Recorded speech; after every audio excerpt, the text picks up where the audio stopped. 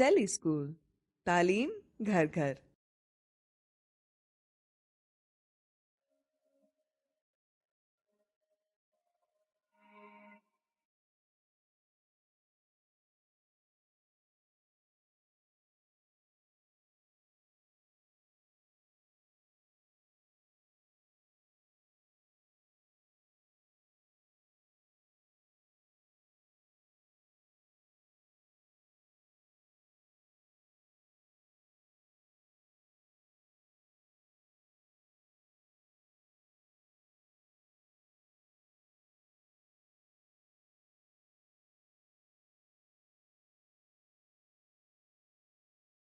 Beyond Heights, the story of Samina Beg.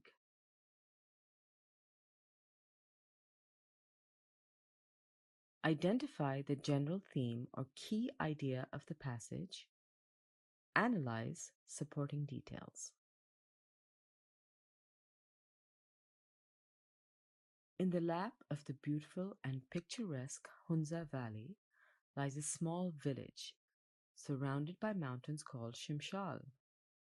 Secluded from the world, cocooned in a landscape of natural beauty, this relatively unknown part of northern Pakistan has recently been put on the map as the birthplace of Samina Beg, the first Pakistani woman to have climbed Mount Everest. Born on September 19th, 1990, Samina has in recent years emerged as a shining star in the previously non existent sport of women's mountaineering in Pakistan. Having grown up navigating the jagged mountainous terrain surrounding her family home, the deep gorges and majestic glaciers of the Karakoram Range were Samina's playground from the start. Inspired by the prevalent mountaineering culture of her village, Samina dreamt of taking on the highest mountain in the world, even as a little girl. To make her dream a reality, at the age of 15, she formally began training in mountaineering under her older brother, Mirza Ali Beg. Now, are you ready for a question?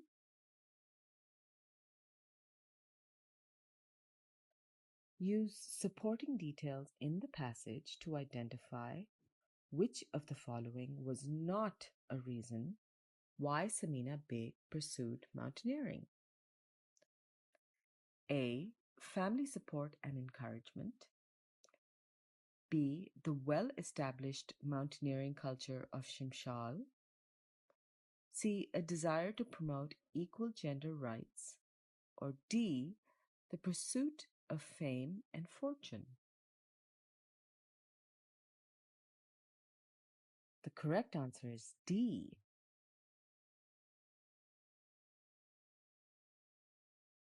According to the passage, Samina was inspired to pursue mountain climbing because of the prevalent mountaineering culture of her village. Additionally, the support she received from her family as a woman in a sport dominated by men really encouraged her to follow her dreams. In fact, her own brother trained her. Lastly, Samina was aware that other women did not have the same support system as her and therefore were not allowed to pursue their dreams. She wanted to become an example for women in Pakistan. She wanted to climb the highest peaks to promote gender equality, and she also wanted to prove that women could do whatever they set their minds to. The pursuit of fame and fortune was not something that made her pursue mountaineering. Awesome work so far. Even as Samina moved towards achieving her goal, she knew she was an outlier. The fact that she was encouraged by her family to train in a male dominated sport while living in a patriarchal society was never lost on her. Therefore, Samina drew her motivation from her special circumstances. As she trained relentlessly, she decided that she would climb the highest peaks in the world to promote gender equality and to empower the women of Pakistan.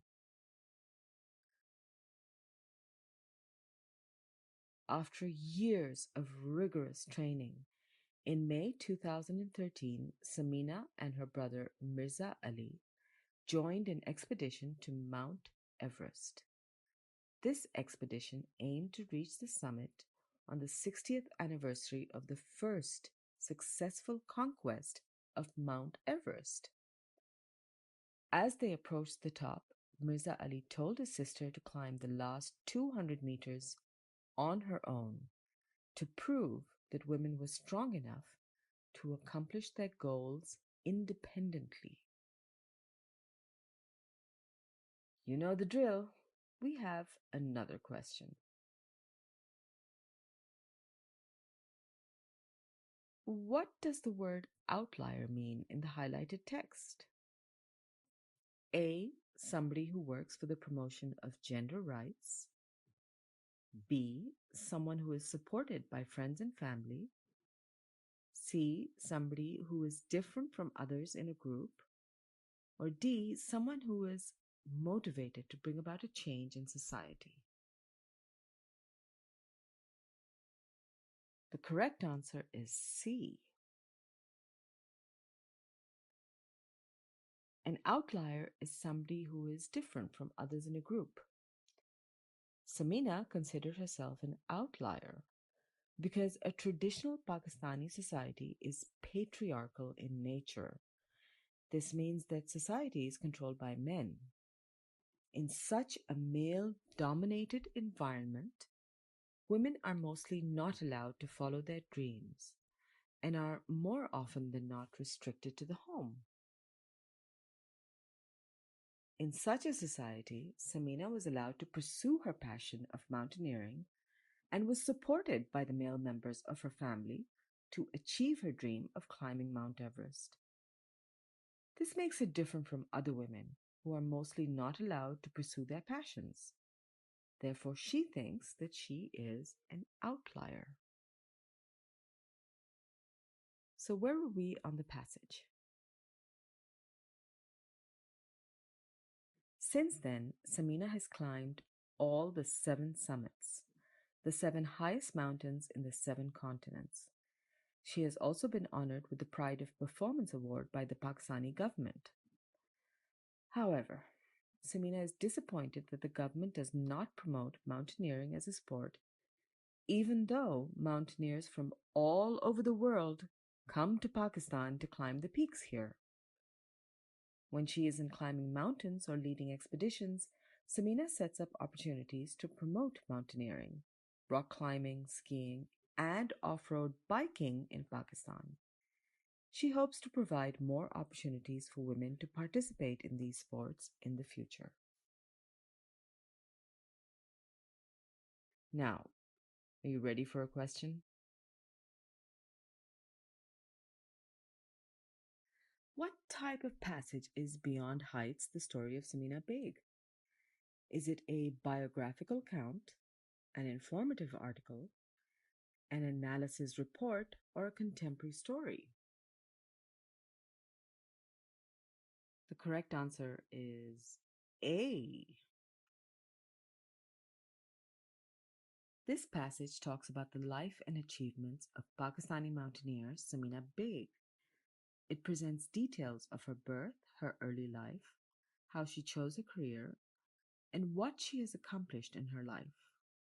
This shows that the passage is a biographical account. The adjective biographical comes from the noun biography. A biography is the story of a person's life that is written by someone else. Last question, we promise. Based on the key idea of the passage Beyond Heights, the story of Samina Beg, choose another suitable title for it. Is it A, Conquering Fears, B. Climbing high, C. Gender equality in sports, or D.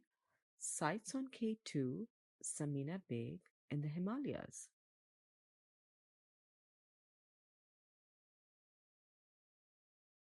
The correct answer is B. Titles develop a reader's interest in a passage. A suitable title is one that summarizes the theme or overall message of the passage and makes the reader want to read the passage. This is about mountaineer Samina Beg's life, her accomplishments, and her future plans. The passage does not mention her fears or K2. Therefore, Conquering Fears and Sights on K2 are not suitable titles. Even though Samina Beg wants to promote gender equality in Pakistan, this passage focuses more on her career. Therefore, gender equality in sports is also unsuitable as a title. Climbing high is the correct answer. It is the most suitable because it summarizes the overall idea of the passage. It showcases how Samina has worked towards building her career in mountain climbing and succeeded.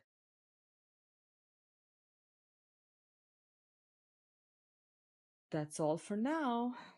You did a great job.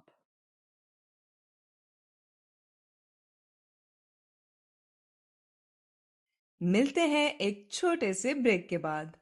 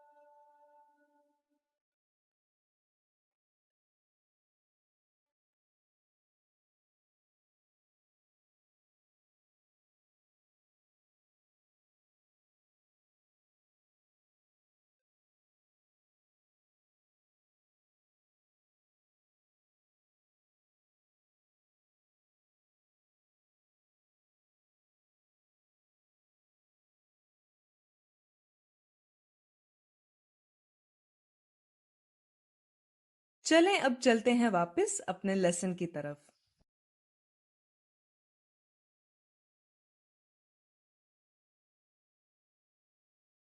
Sarah, I'm going to buy groceries.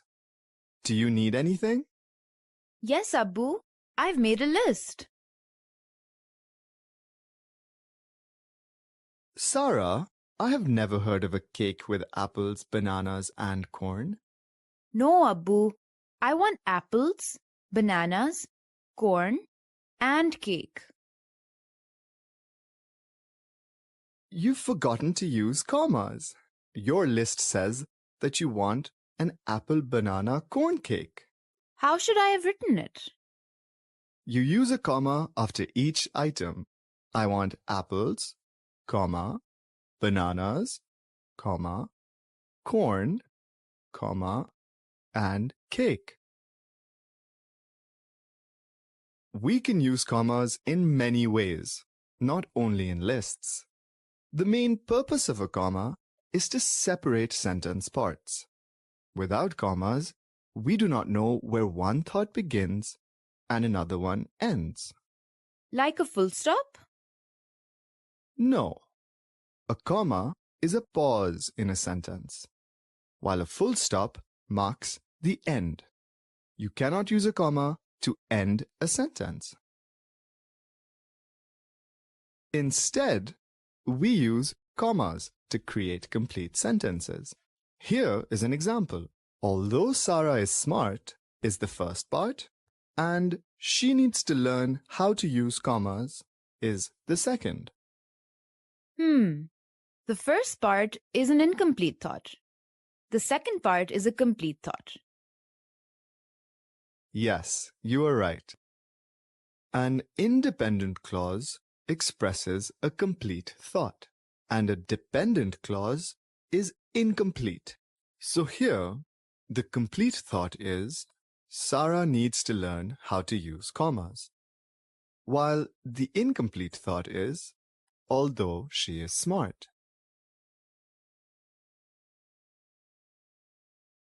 So you place the comma in between the clauses? Although Sarah is smart, comma, she needs to learn how to use commas. And there we have a complete sentence. A complete thought or sentence has a subject that tells us what the sentence is about and a verb that tells us what the subject is doing.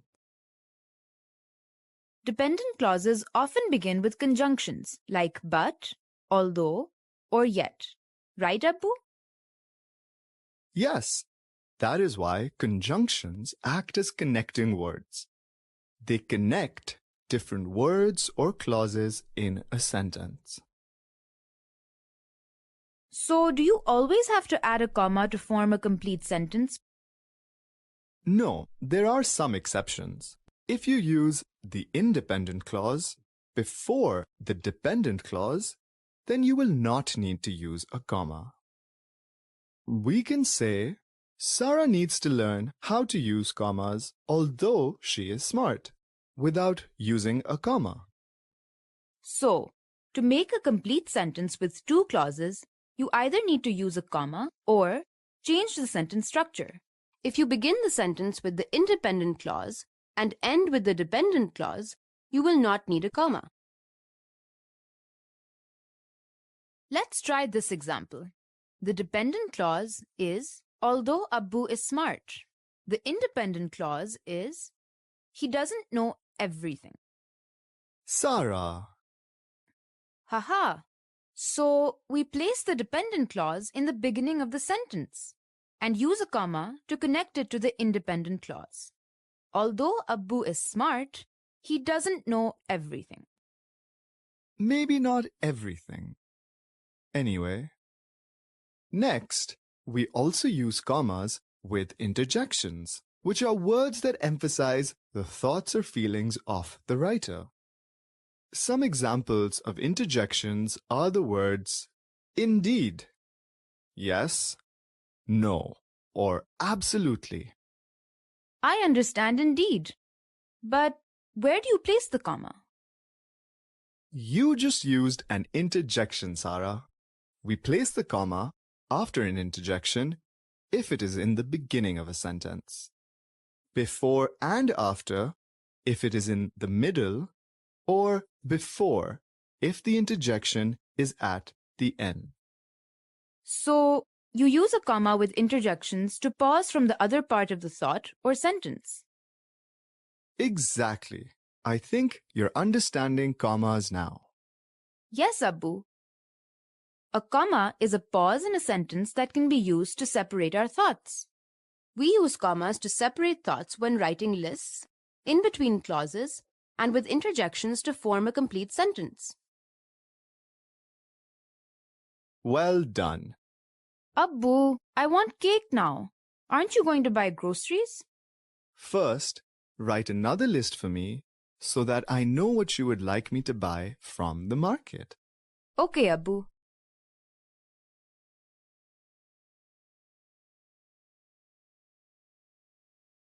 Now I know that you don't want a cake made of apples, bananas, and corn.